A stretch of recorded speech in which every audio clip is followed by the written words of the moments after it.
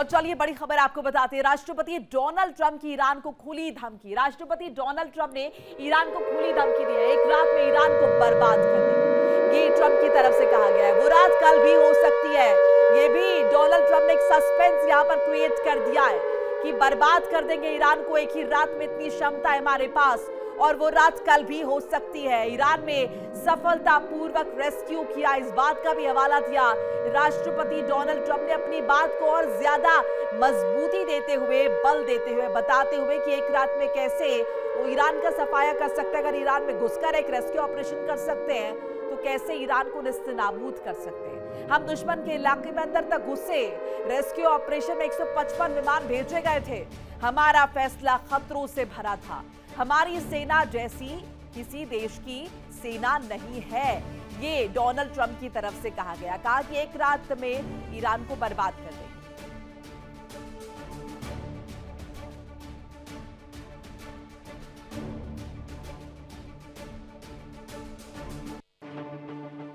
तो Donald Trump ने बताया कि ईरान में सफलतापूर्वक रेस्क्यू ऑपरेशन किया है, दुश्मन के इलाके में अंदर तक जाकर घुसे हैं। रेस्क्यू ऑपरेशन में 155 विमान भेजे गए थे। ये फैसला खतरों से भरा था, लेकिन हम अपने लोगों को पीछे नहीं छोड़ते हैं। इसके साथ साथ ये भी कहा कि हमारी सेना जैसी किसी भी देश की सेना नहीं है।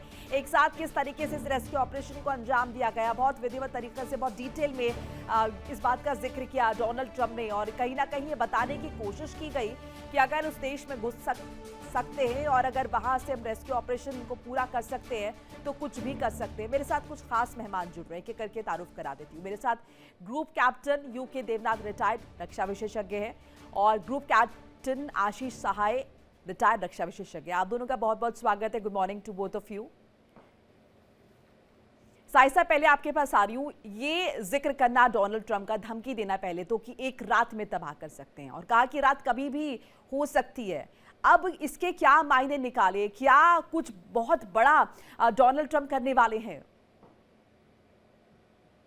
मेरे हिसाब से तो ऑलरेडी वो मैक्सिमम पे चल रहा है जितना उनका अटैक्स है, और अब उससे बड़ा कन्वेंशनल वेपन कोई उनके पास बचा नहीं। जो मैक्सिमम उनके पास कन्वेंशनल वेपन्स हैं, मेरी जानकारी के हिसाब से वो सारे यूज हुए हैं, और परमाणु वेपन अभी वो यूज नहीं करेंगे। शायद इतना पागलपन अमेरिका के ऊपर और इजराइल के ऊपर नहीं सवार होगा। तो अब क्या, ट्यूसडे 8 PM अमेरिका टाइम उनका डेडलाइन खत्म हो रहा है, जिसके पहले वो भी कुछ चर्चा थी कि वो आज सुबह इंडिया टाइम 6:30 कुछ एड्रेस करेंगे, जिसके बारे में कोई न्यूज नहीं आई है। और कल रात इंडिया की जो टाइम के हिसाब से उनकी जो एक प्रेजेंटेशन थी, एड्रेस था, जिसमें वो मेनली 90% उस एड्रेस का it was focusing around selling the extraction of his crew from Iran. मतलब वहां से जो बचा कर रेस्क्यू करके लाए हैं F-15 के पायलट्स को, उसके बारे में बात कर रहे थे। तो अब ये ट्यूसडे 8 PM अमेरिका टाइम पे ज्यादा क्या कर सकते हैं? तो शायद जो पहली, दूसरी और तीसरी धमकियां थी हॉर्मुज को लेके, उसमें उन्होंने जो रिपीट किया था कि हम उनके एनर्जी इंफ्रास्ट्रक्चर, और उसके बाद ऐड किया कि उनके ब्रिजेस और सिविल इंफ्रास्ट्रक्चर को भी तोड़ेंगे। We will take them to stone age, ऐसा ईरान को धमकी दिए थे, और उनकी सारी व्यवस्थाओं को तहस नहस कर देंगे। तो हो सकता है कि कुछ मेजर एनर्जी टारगेट्स को, just to prove a point. लेकिन ये ध्यान रखना पड़ेगा कि अभी भी वार्ता चल रही है। तो हॉर्मुज पे आज होल डे ईरान के साथ क्या डिस्कशन होता है, ईरान में अभी 2-3 घंटे में सवेरा होगा, तो उस पर डिपेंड करेगा कि कल ये अटैक्स होंगे कि नहीं। अगर होंगे तो it will be a very bad escalation, क्योंकि उसके जवाब में ईरान डेफिनेटली, ऑलरेडी उन्होंने डिसैलिनेशन प्लांट्स को हिट करना शुरू कर दिया, और ये बहुत ही कंसर्निंग इशू है। अगर गल्फ में पानी, पीने का पानी, पोर्टेबल वाटर खत्म हो जाएगा, जो कि ट्रीटमेंट के बाद ही पैदा होता है, तो ये बहुत डिजास्टरस होगा। परमाणु हथियारों से ज्यादा डिजास्टर पीने के पानी खत्म हो जाने से हो सकता है। जी ठीक है, मैं लौट रही हूं आपके पास। इस बीच एक और अपडेट जरा साझा कर ले। देखिए, जंग के दौरान ट्रंप के बयान आपको बता रहे क्या क्या ट्रंप की तरफ से कहा जा रहा है। 1 मार्च को ट्रंप ने क्या कहा, एक बार वो भी जान लेते हैं, समझ लेते हैं, क्योंकि सिलसिलेवार तरीके से अगर देखिए एक सूची है, ट्रंप बार बार अपने बयान बदलते हैं, नए सिरे से धमकी देते हैं। 1 मार्च को ट्रंप का बयान, 2 से 3 हफ्ते में जंग जीत लेंगे। 22 मार्च को ट्रंप का स्टेटमेंट, ईरान के बड़े नेता से बातचीत का दावा उनके द्वारा किया गया। 5 दिन हमला नहीं करने का ऐलान किया गया। उसके बाद फिर ये कहा गया कि 2 से 3 हफ्ते में ये जंग खत्म कर देंगे और अब एक नई डेडलाइन जो है वो दे दी गई है। सो ये लगातार अगर हम देखें डोनाल्ड ट्रंप की तरफ से जो स्टेटमेंट्स है वो एक के बाद एक लगातार बदलते जा रहे हैं।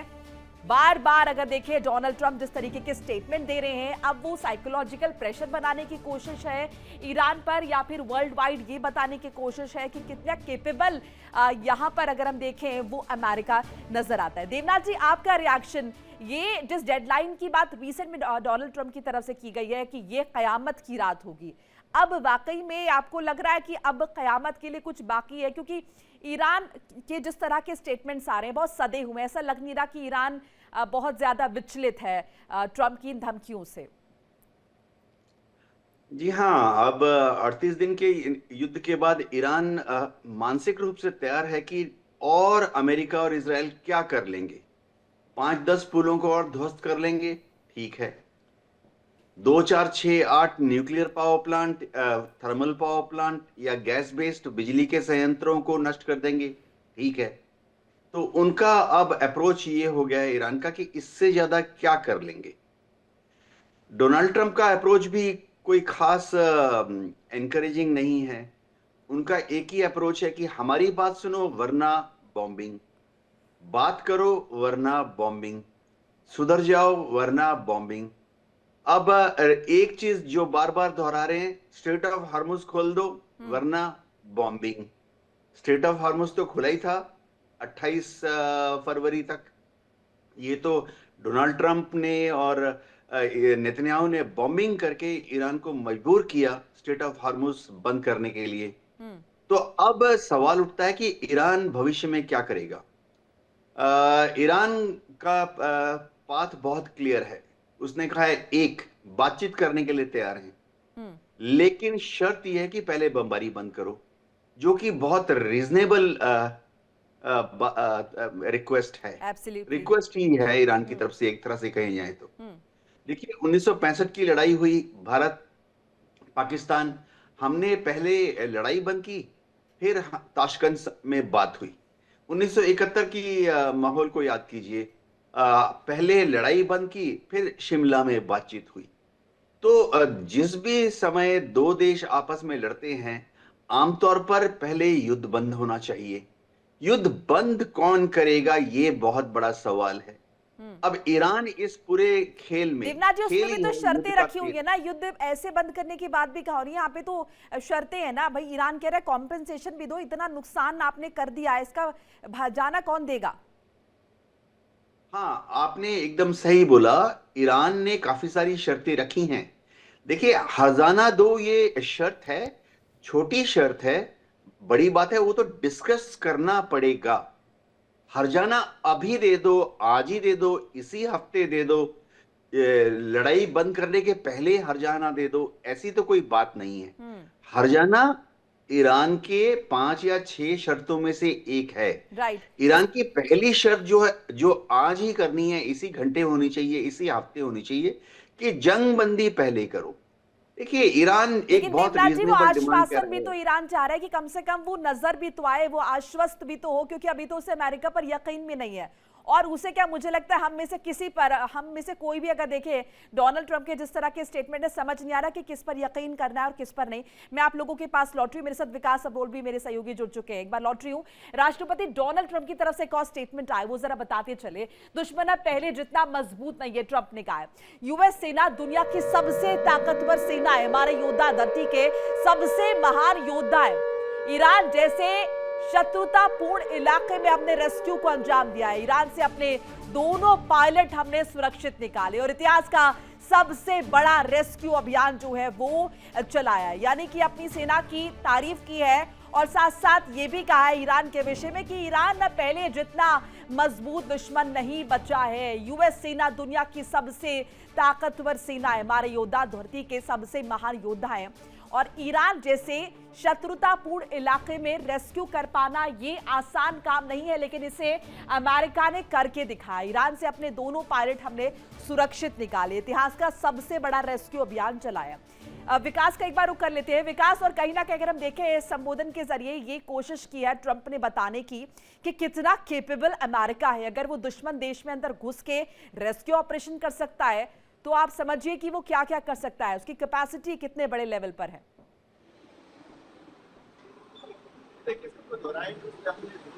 बचाया, लेकिन उसमें कितने जहाज लगे, कितना खर्चा हुआ, ये भी एक बहुत बड़ी बात है। और ऐसे ऑपरेशन लगातार रोज नहीं किए जा सकते।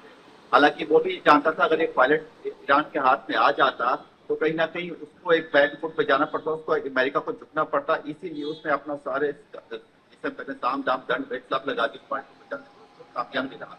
लेकिन देखने वाली बात यह है कि लगातार जिस तरह से हमले हो रहे हैं वहां पे ईरान भी कहीं रुक नहीं रहा। ईरान भी लगातार उतनी ही मजबूती से जवाब दे रहा है। उसको तो धमकी भी दे दी, अगर अमेरिका ने हमले बंद नहीं किए तो वो स्ट्रेट ऑफ हॉर्मुज के बाद अब बाब अल मंदेब जो दूसरा एक रेड सी जो एक रास्ता है उसको भी जो है रूट को बंद कर देगा। वहां से जो बताया जा रहा है कि यूरोप में जो है खाद्य सामग्री जो 12 से 18% उसी रूट से जाते, तो ऐसे में कहीं ना कहीं बहुत बड़ा संकट यूरोप में भी उसका आ सकता है। लेकिन उसके पास कई तरीके हैं अमेरिका के साथ बात करने के। अमेरिका से जो बात चल रही है उसमें जो बैठकों पे बात चल रही है उसमें ये भी बात आ रही है कि जो प्रस्ताव दिया था उसमें ये प्रस्ताव दिया गया था ईरान को कि 45 दिन के लिए जो है अस्थायी रूप से संघर्ष विराम किया जाए और जो यूरेनियम का उसके पास जो भंडार है उसको कम किया जाए।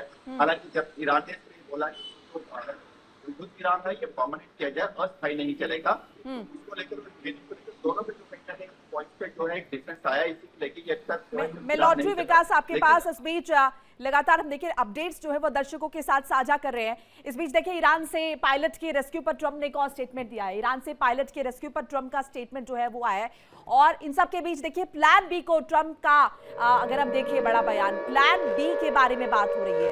ट्रंप के प्लान बी के फेर में फंसा ईरान, दुश्मन को धोखे में रखने के लिए यहां पर मिशन चलाया है। 2 पायलट्स के लिए 2 रेस्क्यू मिशन। पहले मिशन में 21 अमेरिकी सैन्य विमान, दूसरे मिशन में 155 अमेरिकी विमान शामिल है। 48 टैंकर और 13 रेस्क्यू विमान ऑपरेशन में इंक्लूड किए गए। घंटों तक ईरान के ऊपर उड़े हैं ये विमान और दिन के उजाले में भी ये मिशन जो है वो अकम्प्लिश किया गया, जलाया गया।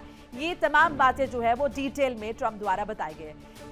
यहाँ पर डिकॉय स्ट्रैटेजी से दुश्मन को भ्रम में रखा गया। 7 अलग अलग जगहों पर खोजबीन हुई है, ये जो है ट्रंप ने बताया और इसके जरिए कोशिश की बताने की कि ट्रंप की कैपेसिटी, माफ कीजिएगा, अमेरिका की कैपेसिटी कितनी है। ये बताया कि बाकायदा एक स्ट्रैटेजी प्लान की गई, दुश्मन को धोखे में रखा गया, इल्यूजन में रखा गया और उसके बाद यहाँ पर इस मिशन को जो है वो अंजाम दिया गया। साई साहब, जैसे कि मेरे सहयोगी भी जिक्र कर रहे थे कि इस बात की पीठ तो थपथपा रहे हैं ट्रंप, लेकिन एक्चुअली में कितना बड़ा ऑपरेशन उन्हें चलाना पड़ा और इस बात को मान भी रहे हैं कि भाई ईरान के लड़ाके कम नहीं है। एक तरफ आप ये बता रहे हैं कि ईरान के पास कुछ बचा नहीं है, लेकिन ईरान की तारीफ भी की है ट्रंप ने यहाँ पर। मोनिका, ये अब ट्रंप के लेवल से डायरेक्ट हुआ है तो इसको भी कॉरबोरेट करना चाहिए कि नहीं, इस बारे में डिस्कशंस होते रहेंगे। बट उसके पहले तक अच्छा खासा डाउट था कि इनका मिशन था क्या। और जिस समय ये ट्रंप का एड्रेस हुआ था कल इंडिया टाइम रात को, उस वक्त तक ईरान के काउंटर क्लेम्स थे इसी मिशन को लेके, जिसमें उन्होंने कैटेगरिकली बोला था कि ये मिशन एक ऑपरेशन था to try and find the 450 kgs of uranium enriched, कि ये पूरा मिशन ही एक फार्स था, एक अंडरकवर ऑपरेशन था जिसका असली मुद्दा, असली मिशन ये था कि वहां से यूरेनियम को खोज के कहीं से, ये CIA की इनपुट थी कि उस इलाके में ही इन्होंने कहीं छिपा रखे हैं, इसीलिए काफी हैवी बम्बार्डमेंट क्रेटर वगैरह किए थे और इतना मेजर मिशन चलाया था। बट नॉटविथस्टैंडिंग उसके बाद ट्रंप ने बोला कि ये किया है और उन्होंने सारी डिटेल्स दिए। फिर उस डिटेल के बीच में मोनिका, अगर आप ध्यान दें आपके दर्शकों के लिए, तो उन्होंने एक बहुत ही चिलिंग वार्निंग दी अमेरिका के किसी एक आदमी को जिसने ये इंफॉर्मेशन लीक करी थी कि दूसरा पायलट, दूसरा क्रू मेंबर अभी भी ईरान में है। अदरवाइज इस मिशन को इनिशियल अगर आपको याद हो तो F-35 बोला गया था कि गिरा है। F-35 एक सिंगल पायलट होता है। इमीडिएटली इनके फोर्सेस ने जाके with in few hours of the ejection उस पायलट को वहां से रेस्क्यू कर लिया था। जब ये वापस आ गए थे उसके बाद अमेरिकन मीडिया से कहीं से लीक हुआ कि एक सेकंड क्रू मेंबर भी वहीं पे है और तब पूरी दास्तान चेंज, पूरा नैरेटिव चेंज होने लगा कि ये F-35 नहीं था, F-15 ईगल था जिसमें 2 क्रू मेंबर्स होते हैं। इस बात को लेके बहुत डेंजरस तरीके से धमकी दी उन्होंने कि हम उस आदमी को पकड़ेंगे, क्योंकि नेशनल सिक्योरिटी का मुद्दा था। वो ये दिखाना चाह रहे थे कि उनको डे वन से पहले घंटे से पता था कि 2 बंदे हैं, लेकिन हम ये डिस्क्लोज नहीं करना चाहते थे। हमने पहले एक को उठाया, उसके बाद हम दूसरे को उठाते, लेकिन इस बीच में ये न्यूज लीक हो गई कि दूसरा बंदा ईरान के अंदर ही है, तो उसकी लाइफ को खतरा हो गया और हमारी जो रेस्क्यू फोर्सेस गई थी उनको भी बहुत ज्यादा खतरा बढ़ गया, क्योंकि ईरान और ईरान के लोग और आईआरजीसी सारे उस इलाके में पहुंच गए। ये बहुत मेजर इशू है। Press freedom versus national security को लेके ये मुद्दा चलेगा अगले कुछ दिनों तक। राइट। वॉर की बातें कम पड़ जी मोनिका। बिल्कुल। यूके देवनाथ जी, देखिए यहाँ पर ट्रंप की तरफ से लगातार वो कंडीशंस दी जा रही है, वो डेडलाइन दी जा रही है, लेकिन एक अमेरिकी अधिकारी ने भी दावा किया कि ईरान ने भी बाकायदा 10 पॉइंटर्स का, अगर हम देखें, भेजा है, अपनी रजामंदी बताइए कि किन किन चीजों पर वो रजामंद है। लेकिन आपको क्या लग रहा है ये क्लैश अभी भी कहां पर अटक रहा है? क्योंकि ऐसा तो नहीं है कि ईरान नहीं चाहता, बस ईरान ये कह रहा है कि सीज फायर क्यों करना है, आप युद्ध खत्म कर दे, क्योंकि जैसे ही मौका मिलेगा जाहिर है उसके बाद बड़ा मौका अगर हम देखें वो अमेरिका को मिल जाएगा, इजराइल को मिल जाएगा ईरान पर हावी होने के लिए। जी हाँ, हो ये रहा है मोनिका कि अमेरिका की तरफ से जो हिंट आ रहे हैं वो ये आ रहे हैं कि 45 दिन का सीज फायर कर लेंगे। अब जाहिर बात है ईरान को चिंता ये है कि 45 दिन के सीज फायर के बाद क्या होगा। राइट। फिर अमेरिका और इजराइल बमबारी चालू कर देंगे, जिसकी की चांसेस बहुत ज्यादा हैं। और दूसरी चीज है, ईरान के जो जनरल्स हैं, पॉलिटिशियंस हैं, उनका ये आकलन है कि 45 दिन के सीज फायर का इस्तेमाल अमेरिका फिर से अपने युद्ध लड़ने की जो संसाधन हैं, वॉर मटेरियल्स हैं, उनको दुनिया के अलग अलग जगह से मध्य एशिया में लाने की कोशिश करेगा। हमें भूलना नहीं चाहिए कि अमेरिका के पेट्रियट मिसाइल्स की शॉर्टेज है, थार्ड मिसाइल की शॉर्टेज है, ईरान में इंटरसेप्टर मिसाइल जो है आयरन का, उसकी शॉर्टेज है। दोनों ही एयरफोर्स में laser guided bomb, GPS guided bomb, infrared guided bombs की शॉर्टेज है। तो हो ये रहा है पिछले एक हफ्ते से कि इनके जो स्टॉक जो हैं, जैसे यूएस पैसिफिक कमांड जो है वो होनुल हवाई द्वीप में है, गुआम में है, वहां से फिर जापान के ओकिनावा में अमेरिका बहुत बड़ा स्टॉक मेंटेन करता है वेपन्स का। दक्षिण कोरिया के बुसान में अमेरिका ने बहुत सारा वेपन्स रखे हुए हैं। उन सबको गल्फ कंट्रीज की तरफ मूव किया जा रहा है, तो उसमें थोड़ा समय लगेगा। तो हो सकता है कि वह समय पाने के लिए ही अमेरिका 45 दिन की सीज फायर की बात कर रहा है। और ईरान को पूरी शक है, शायद उसमें कुछ सच भी है, कि 45 दिन खत्म होते ही फिर से अमेरिका बमबारी शुरू कर सकता है। यानी इसलिए साहब ईरान कह रहा अमेरिका है कि यहाँ पर युद्ध खत्म नहीं चाहता, वो अभी सिर्फ चाहता है कि सीज फायर हो। अमेरिका जो है सीज फायर करना चाहता है। अब सीज फायर की डेफिनेशन में भी फर्क है। अमेरिका और इजराइल के हिसाब से सीज फायर जब भी होती है तो एक वो क्लॉज डाल देते हैं, जो कि उन्होंने हमास के साथ डाल दी थी, हिजबुल्ला के साथ डाल दी थी, यूक्रेन में भी रशिया के खिलाफ डाल दी थी कि सीज फायर हम मान लेंगे, लेकिन अगर दूसरा पक्ष कोई भी हॉस्टाइल एक्टिविटी करेगा तो हम बॉम्बिंग शुरू कर देंगे। तो देखिए, ये बोलेंगे कि हम 45 दिन का सीज फायर करेंगे, लेकिन समझिए ईरान अपनी एक किसी मिसाइल को मूव करता है, जस्ट जमीन पे प्लेस ए से प्लेस बी में ले जाता है, तो अमेरिका और इजराइल उसको हॉस्टाइल एक्ट मान के अपने को लीगली कवर करते हैं कि हम बॉम्बिंग कर सकते हैं। तो ये जो शब्दों का फेर है, इसमें ईरान नहीं फंसना चाहता। ईरान कहता है कि आप परमानेंट युद्ध बंद कीजिए। ईरान ने अपनी तरफ से कह दिया है, न्यूक्लियर हथियार वो बना नहीं रहा, बनाएगा भी नहीं। सबसे बड़ी मांग तो यही है। ईरान ने अपनी तरफ से कह दिया है कि वो यूरेनियम जो 60% शुद्धिकरण है उसको कम करके 20% कर देगा, 10% कर देगा। वेरीफाई करने के लिए ईरान IAEA के इंस्पेक्टर्स को आने के लिए परमिशन दे दिया है। ये तो यथास्थिति 27 फरवरी को भी थी, लेकिन 28 फरवरी को बॉम्बिंग चालू हो जाती है, आयतुल्लाह अली खमेनी को मार दिया जाता है, ईरान बदले में स्ट्रेट ऑफ हार्मुज को बंद कर देता है। तो अभी असल मुद्दा, तुरंत मुद्दा ये है कि स्ट्रेट ऑफ हार्मुज को खोलो। वो बोल रहे हैं हम स्पेशल ऑपरेशन लॉन्च कर देंगे, Donald Trump straight of Hormuz खोलने की। स्ट्रेट ऑफ हार्मुज तो पहले भी खुला हुआ था। असल में आपको क्या लगता है, आपका इंटरप्रिटेशन क्या है, ये अमेरिका चाहता क्या है? अब इनके खुद के देश में तो लगातार हम देख रहे हैं प्रोटेस्ट हो रहे हैं, वो भी कह रहे हैं कि भाई युद्ध खत्म करो, लेकिन ये सीज फायर की बात से तो ऐसा लग रहा है दाल में काला, और अमेरिका चाहता ही नहीं है कि भाई युद्ध खत्म हो, वो तो चाह रहा है, ऐसा लग रहा है कि युद्ध चलता रहे, सिर्फ सीज फायर हो। आपका इंटरप्रिटेशन? मुझे लगता है कि like any human being, Trump इस मसले पे कंफ्यूज हैं। कोई भी इंसान इस स्थिति में एग्जैक्टली वो क्या चाहता है ये मिनट टू मिनट चेंज हो सकता है। इट्स वेरी डायनामिक कि ईरान की तरफ से रिस्पॉन्सेस क्या आ रहे हैं, इनकी प्रिपेयर्डनेस कहाँ पहुंची, रीइंफोर्समेंट्स कहाँ आ रहे हैं, और ईरान की तरफ से भी जो नई टर्मिनोलॉजी यूज की गई है पिछले कुछ वर्षों से, ये टर्मिनोलॉजी कॉमन हो गई है, परमानेंट सीज फायर। मोनिका, मुझे नहीं समझ में आता, मतलब with all my limitations, permanent cease fire for me is end of war. Cease fire होता है, उसकी एक विंडो डिफाइन की जाती है कि हम अभी से लेके अभी सीज फायर करते हैं। सीज फायर का विदाउट एनी टाइमलाइन अनाउंसमेंट भी होता है, लेकिन परमानेंट सीज फायर का मतलब नहीं समझ में आ रहा है वो क्या कहना चाह रहा है। इसी वजह से ये जो 45 दिन की बात चल रही है उस पर देखना पड़ेगा कि कौन रीइंफोर्समेंट की वजह से वो 45 दिन चाहता है, कौन बैटल फटीग को खत्म करने के लिए चाहता है। लेकिन अमेरिका का नेक्स्ट स्टेप ट्रंप बहुत डायनामिक तरीके से डिसाइड करेंगे। कल रात 8 बजे, मतलब इंडिया अभी से 24 घंटे, वो डिसाइड करेंगे उसके बीच में हॉर्मुज में और क्या हुआ। जहां तक हॉर्मुज का सवाल है, अभी भी कुछ मात्रा में जहाज निकलते जा रहे हैं, इसीलिए आप देखिए जो फ्यूल क्राइसिस या गैस क्राइसिस थी वो हर देश में ईज आउट होने लगी है। ऑन द कॉन्ट्रेरी, ट्रंप ने जो 10 दिन पहले बोला था कि हमें वहां का तेल नहीं चाहिए, तुम्हें चाहिए तो ले लो, और हमारे पास बहुत तेल है, बट फैक्ट ये है कि वहां पे $4 पर गैलन हो गया है, वो जो कि बहुत टेलिंग हो रहा है अमेरिकन के लिए। उनको आदत नहीं है इस तरह की। अगर आपके पास पूरा तेल था और आप बेचने को भी तैयार हो, और वेनेजुएला का भी तेल रखा हुआ है, तो आपके यहाँ तेल की प्राइसेस क्यों बढ़ी? इस बात को, इसमें कॉन्ट्रडिक्शन है। तो इसका मतलब कहीं ना कहीं उनकी जो ब्रीफिंग्स है वो चेंज होती जाती हैं, वो स्टेटमेंट देते हैं, फिर वो पर्टिकुलर मिनिस्ट्री उनको बताती है कि नहीं ऐसा नहीं है। जैसे उन्होंने कह दिया कि हमें यहाँ का कोई तेल नहीं चाहिए, हमारे पास पूरा है, चाहे तो मुझसे ले लो, या वहां पे खुद खुलवा लो हॉर्मुज। बहुत ही नॉनसेंसिकल, इमैच्योर तरह के बयान। तो वहां पे उनकी अभी करंट पॉलिसी अगले 24 घंटों में क्या होगी, ये डायनामिक है। हो सकता है कि ट्रंप एक तरफा, जैसा कि कल उन्होंने एक हल्का सा सिग्नल दिया था कि अमेरिका चाहता है कि हमारे ट्रूप्स वापस आ जाएं। ये बहुत मेजर एक छोटा सा शगुफा उन्होंने कल की अपनी ब्रीफिंग में छोड़ा।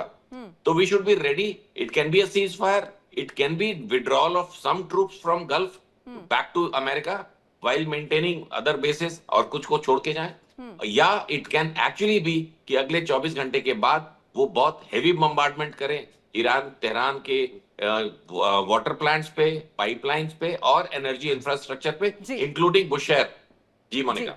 विकास, और अगर आप देखें किस तरीके से बौखलाहट नजर आ रही है, एक तो स्टेटमेंट्स लगातार बदल रहे हैं, और उसके बाद जो हमने कल देखा अभद्र भाषा का जिस तरीके से इस्तेमाल हुआ है, जिसकी चौतरफा निंदा हुई है अमेरिका में भी और बाहर भी।